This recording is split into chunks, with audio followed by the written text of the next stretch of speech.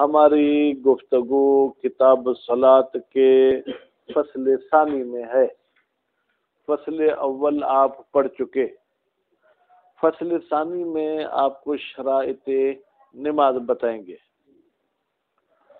اب ابتدا میں تو یہ ہے کہ فی شروط صلاۃ، اس میں یومیہ اور غیر یومیہ کی بات نہیں کر رہے ہیں، لیکن جب ہم تفصیل پڑھیں گے تو تفصیل میں محسوس ہوگا کہ ہم صرف یومیہ کی ہی شرائط پڑھ رہے ہیں، کیونکہ پہلی شرط جو ہے اس کی وقت ہے۔ اگر ہر نماز کے بارے میں بات چیت ہوتی تو پھر ہر نماز کا وقت بتاتے، یہ وقت صرف اور صرف کس کا بتا رہے ہیں؟ یومیہ کا۔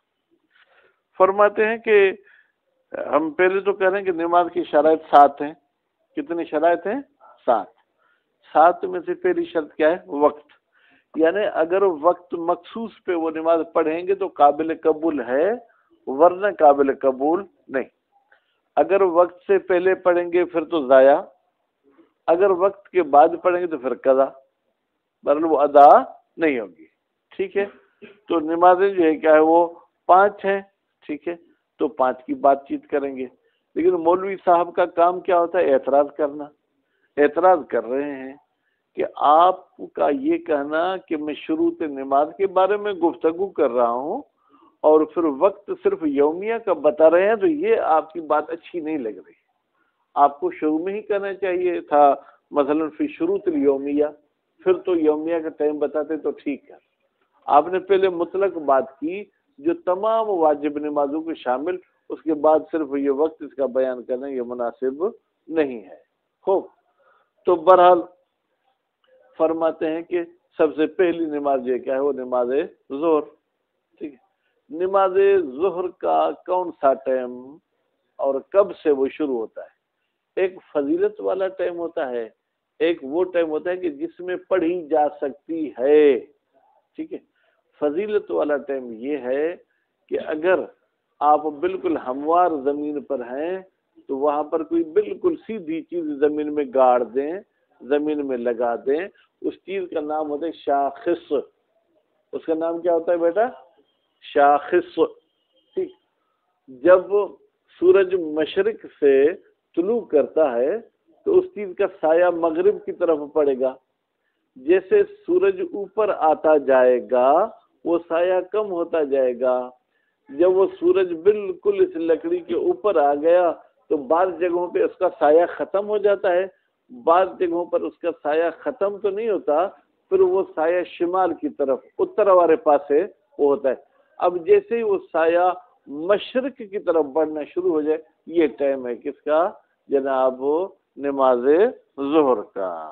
ٹھیک ہے، اس کے بعد پھر کچھ یہ جو ہے کیا ہے جناب سورج اور آسمان کے حوالے سے نقش کی بات کرتے ہیں کہ میل اعظم و میل جنوبی، یہ عبارت میں پڑھیں گے، خارج میں سمجھانا میرے لیے کم از کم مشکل ہے۔ بسم اللہ الرحمن الرحیم۔ الفصل الثانی فی شروط الصلاۃ، دوسری فصل جو ہے وہ نماز کے شرائط کے بارے میں ہے۔ وہی سبعۃ، بیٹا ہی کی ضمیر شروط کی طرف کیا ہوا مشاہد؟ یعنی اتنی کتاب سے آپ کی بے وفائی، مطالعہ مباحثہ نہیں کیا تھا؟ وہی سبعۃ، ہی کی ضمیر کہاں جائے گی؟ شروط کی طرف۔ شروط مفرد ہے یا جمع؟ جمع۔ جمع کی طرف واحد مونث کی ضمیر جا سکتی ہے۔ الاولو، یعنی 7 میں سے پہلی شرط، الوقت، وقت کی ہے۔ والمراد ہونا، فرما رہے ہیں یہاں پر جو وقت ہم بیان کریں گے وہ وقت الیومیہ۔ نسیم صاحب، سب نمازوں کا وقت بیان نہیں کریں گے، صرف یومیہ کا وقت بیان کریں گے۔ ان سبعۃ، جبکہ یہ جو شرائط آپ بتا رہے ہیں کہ 7 شرطیں ہیں جناب سکندر صاحب، شروط لمطلق الصلاۃ، یہ تو شرائط ہیں ہر نماز کی، تو پھر وقت صرف یومیہ کا آپ کیوں بتائیں گے؟ آپ کو وقت بھی سب نمازوں کو بتانا چاہیے۔ فربت لمطلق الصلاۃ غیر الاموات، البتہ یہ شرائط اموات کی نہیں ہے۔ فی الجملہ، فی الجملہ کا مطلب یہ ہے کہ مشاہد کچھ شرائط اموات میں بھی ہیں، ساتوں کے ساتوں شرائط اموات میں نہیں، اس لیے کہ اجمالاً نماز میت کے علاوہ دوسری نمازوں کے لیے یہ شرائط ہیں۔ فَيَجُوزُ عَوْدُ ضمیر شروط علی المطلق، پھر تو جائز ہے کہ رجوع کرے یہ شروط و حوالی ضمیر مطلق نماز کی طرف، صرف یومیہ کی طرف اس کو رجوع نہ کرائیں بلکہ مطلق صلاۃ کی طرف۔ لیکن اگر ضمیر کو ہم مطلق نماز کی طرف پلٹائیں تو لا یلائمہ، ہو کی ضمیر جائے گی عود ضمیر کی طرف، اس عود ضمیر کے ساتھ مناسب نہیں ہے تخصیص الوقت بالیومیہ کہ آپ وقت کو مخصوص کر دیں یومیہ کے ساتھ، الا ان یؤخذ، مگر یہ کہ ہم ایک توجیہ کر لیں، وہ کیا ہے، کون مطلق الوقت شرطن، بھائی مطلق وقت شرط ہے ہر نماز کے لیے، ٹھیک ہے، وما بعدہ ہے آپ کے پاس یا نہیں ہے؟ وما بعد ذکرہ، اور وہ چیز جس کو بعد میں مصنف نے ذکر کیا، مجملاً من تفصیل حکم آخر، ٹھیک ہے بھائی، پہلے اجمالی طور پر ذکر کر دیا کہ بھائی نماز کے لیے وقت شرط ہے، پھر تفصیل جب بیان کی تو وہ صرف یومیہ کی بیان کی، تو پھر اعتراض سے بچ سکتے ہیں۔ حکم آخر للیومیہ، یہ ایک دوسرا حکم ہے یومیہ کا، یعنی ابتدا میں جب کہا تھا کہ وقت شرط ہے تو وہ مطلق نماز کی بات تھی، اس کے بعد جب تفصیل بیان کریں گے ظہر کا یہ ٹائم ہے، عصر کا یہ ایک دوسرا حکم ہے، تو پھر گویا کہ اعتراض سے بچ سکتے ہیں۔ ولو عاد ضمیر و شروط للیومیۃ لا یحسن، اگر عود کرے، اگر رجوع کرے شروط حوالی ضمیر یومیہ کی طرف تو لا یحسن، یہ اچھی بات نہیں ہوتی، کیوں؟ لعدم الممیز، بھائی ہمارے پاس کوئی ممیز نہیں ہے کس بات کا کہ یومیہ کو الگ سے بیان کر رہا ہے اور غیر یومیہ کو الگ سے بیان کر رہا ہے، ما اشتراک الجمیع، جبکہ سب نمازیں مشترک ہیں کس میں؟ فی شرائط، شرائط میں، کیوں؟ بقول مطلق، یہ بھی مطلق قول ہے بھائی، مطلق وہ ہوتا ہے جو اپنے تمام افراد کو شامل ہو جاتا ہے۔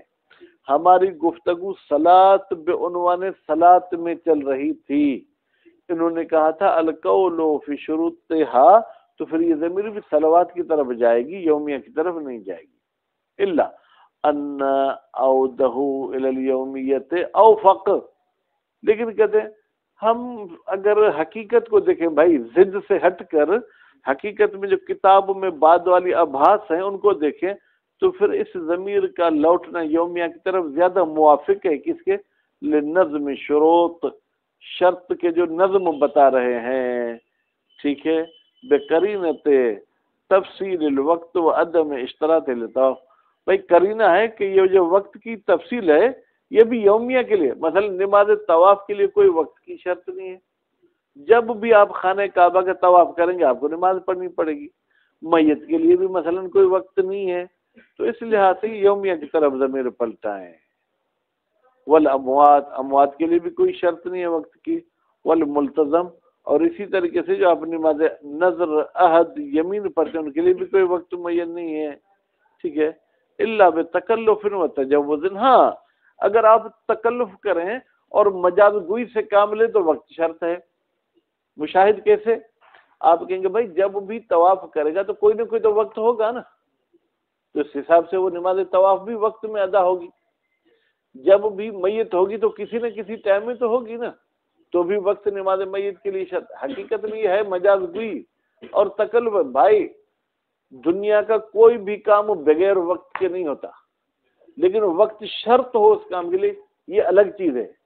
آپ جب بھی واش روم جائیں گے تو کسی نہ کسی وقت میں جائیں گے نا مشاہد، لیکن کیا واش روم جانے کے لیے وقت شرط ہے؟ نہیں، جب بھی آپ کو موڈ ہو، ضرورت تو آپ چلے جائیں۔ وعدم اشتراط الطہارت من الحدث والخبث، اور ہم یہ دیکھتے ہیں کہ بھائی یہاں تو یہ شرائط نماز میں سے طہارت کو بھی شرط قرار دیں گے سکندر، جبکہ طہارت شرط نہیں ہے نہ حدث سے نہ خبث سے نماز اموات میں، وہی ہے یہ طہارت عہد سبعت، ان 7 میں سے ایک شرط ہے۔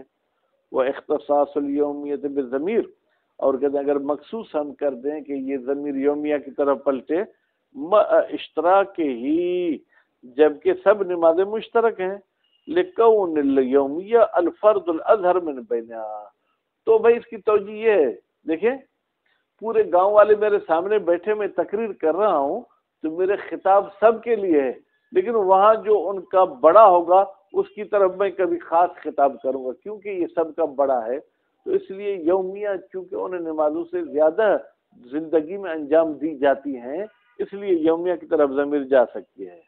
والاکمل، یہ نماز یومیہ اظہر فرض ہے ان نمازوں میں سے، بین حق کی ضمیر صلوات کی طرف جائے گی، والاکمل، اور یہ کامل فرض ہے، انضمام میں قرائن لفظیت، جبکہ ہم ملائیں گے، ٹھیک ہے، لفظی قرینے بعد ذالک، ہم اپنی ان دلیلوں کے بعد، بھائی میرے قرائن غیر منصرف ہے، ٹھیک ہے۔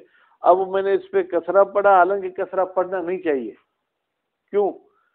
جب مضاف ہو تو اس پہ کسرہ پڑھ سکتے ہیں، یہ مضاف الیہ واقع ہو رہا ہے، تو اس لیے آپ قرائن نہ پڑھیں۔ فَلِلظُّهْرِ مِنَ الْوَقْتِ، پس ظہر کے لیے کون سا وقت ضروری ہے؟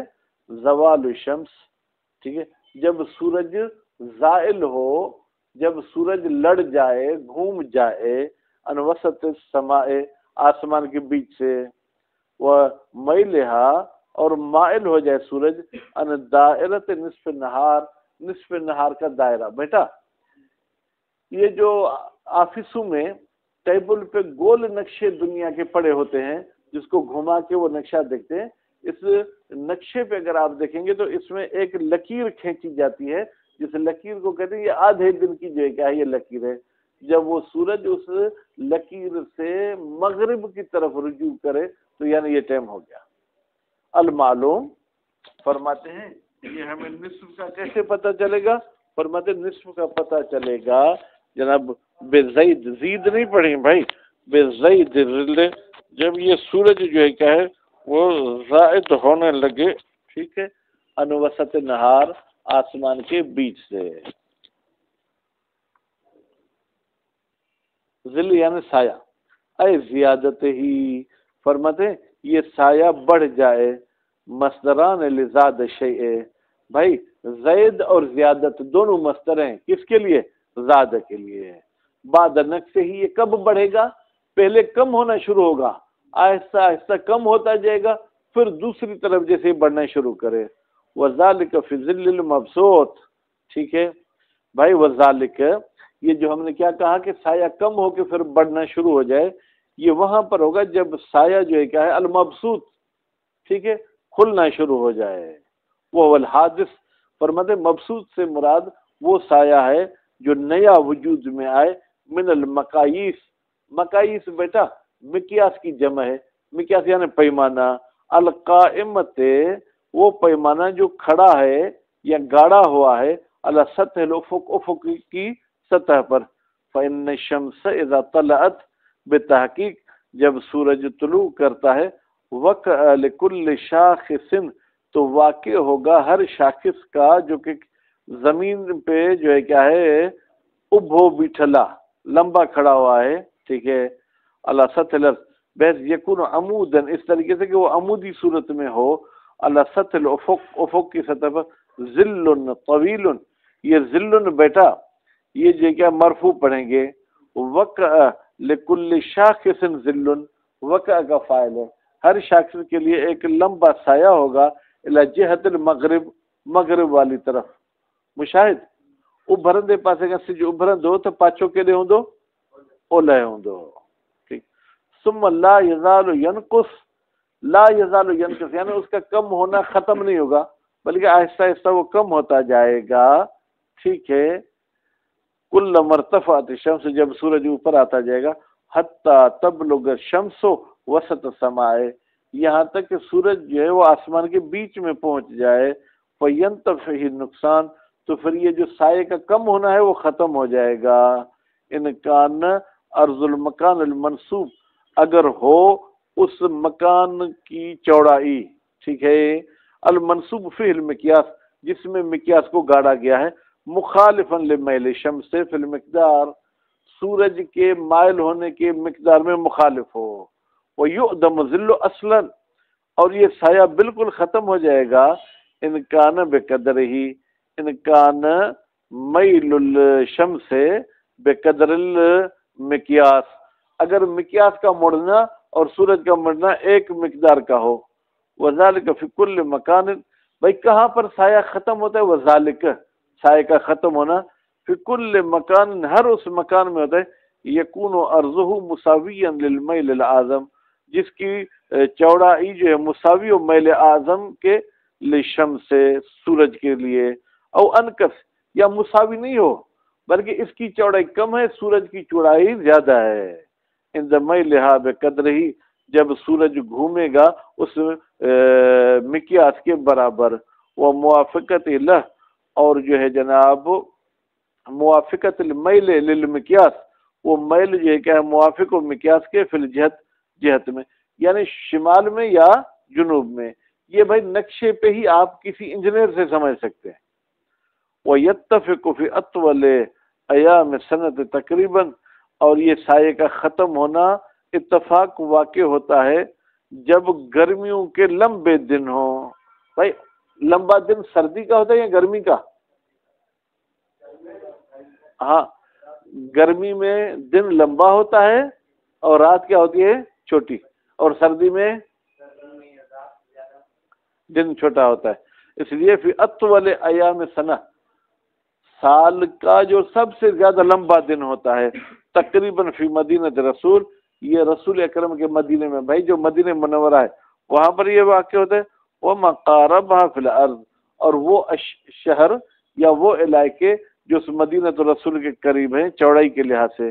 وہ فی مکہ، اور مکے میں بھی یہ لمبا دن واقع ہوتا ہے، لیکن کب؟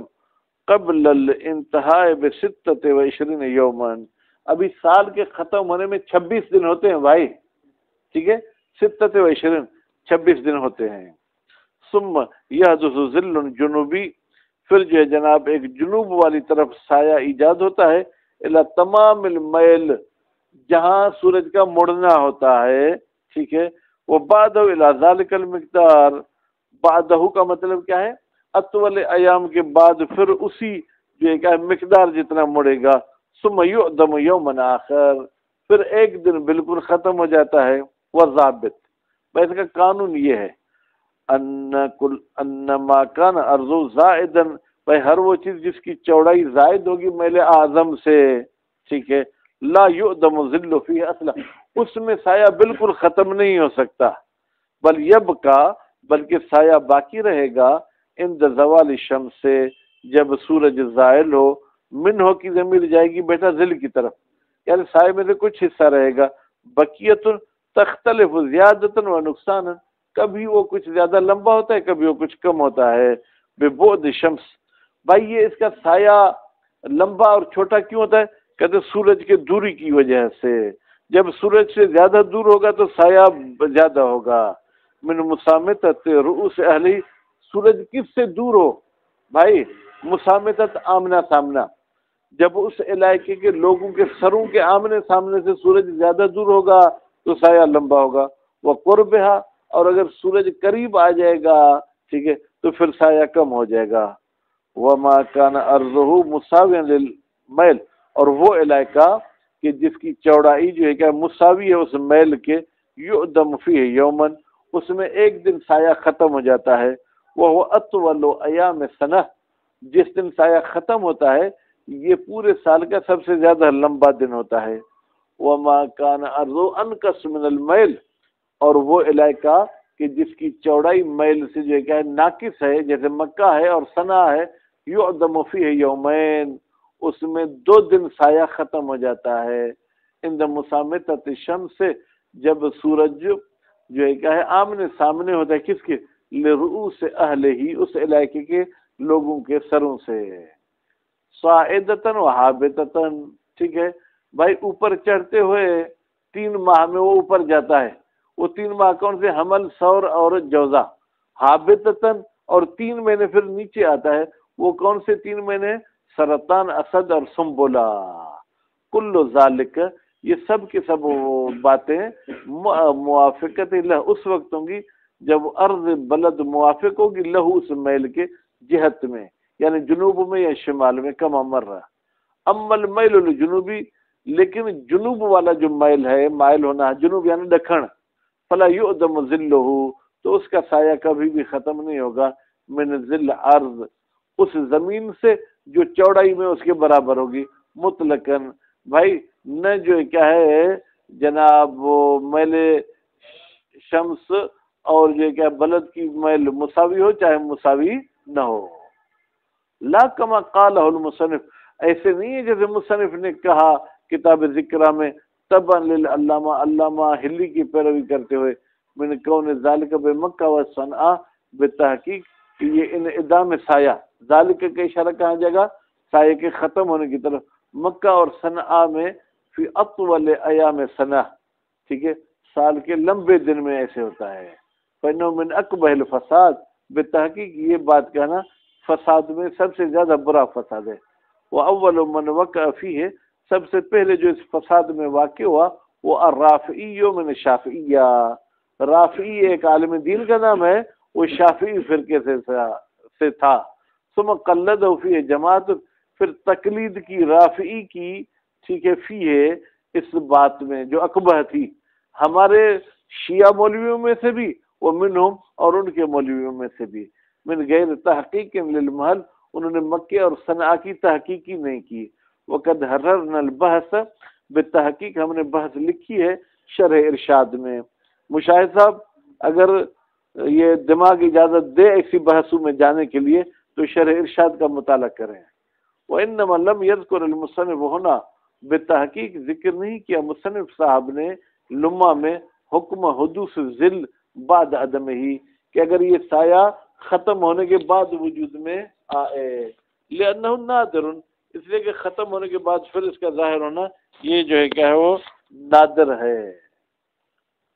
فاختصر علی العلامۃ الغالبۃ، بس مصنف صاحب نے اکتفا کی ہے بھائی جو غالب نشانی سورج کے اترنے اور چڑھنے کی ہوتی ہے، فی جانب المشرق، مصنف نے صرف یہی کہا کہ مشرق سے جب سورج ہوتا ہے تو مغرب کی طرف سایہ ہوتا ہے، سکندر جنوب اور شمال والے سائے کی بات نہیں کی، کما صنع فی رسالۃ الالفیہ، جیسے کہ مصنف صاحب نے کتاب الفیہ میں یہ بات کی ہے، ٹھیک ہے، لشمل القسمین بعبارت وجیزہ، اگر جنوب شمال والی بھی بات کرتا تو یہ مختصر عبارت میں سب کو شامل ہو جاتا۔